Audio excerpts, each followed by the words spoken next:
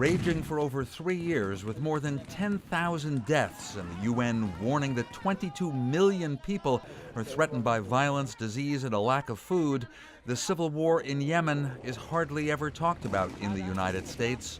But human rights activists say it should be. The U.S. is much more involved than Americans know.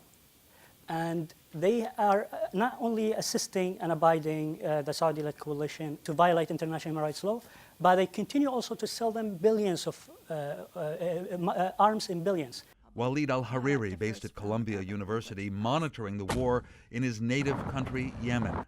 He says a coalition led by Saudi Arabia, trying to restore to power a former president in Yemen, and the Houthi rebels who overthrew him are both evil. No party to this conflict actually has clean hands.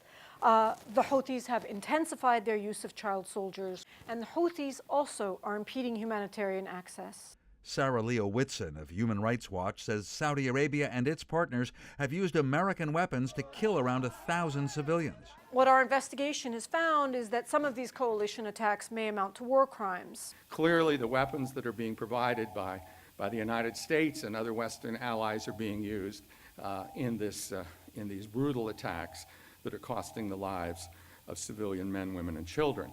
That's Stephen Rapp, who was the Obama administration's ambassador on war crimes issues. This is a humanitarian crisis in Yemen. He says when members of Congress learn about the brutality, some want to scale down arms sales to Saudi Arabia, though that country argues that the Houthi rebels are backed by Iran, no matter that the Houthis and Iran deny that. The clearest part of Trump administration policy is to keep putting pressure, military and financial, on terrorists in Yemen known as Al-Qaeda in the Arabian Peninsula, says Middle East analyst Jim Phillips. It does seem that the Trump administration has become more focused on the Houthi threat in recent months as part of its ongoing campaign against Iran. But I think still the top priority is fighting Al-Qaeda.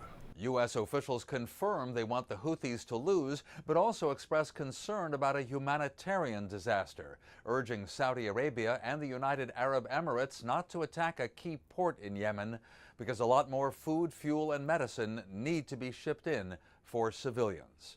Dan Raviv, I-24 News, Washington.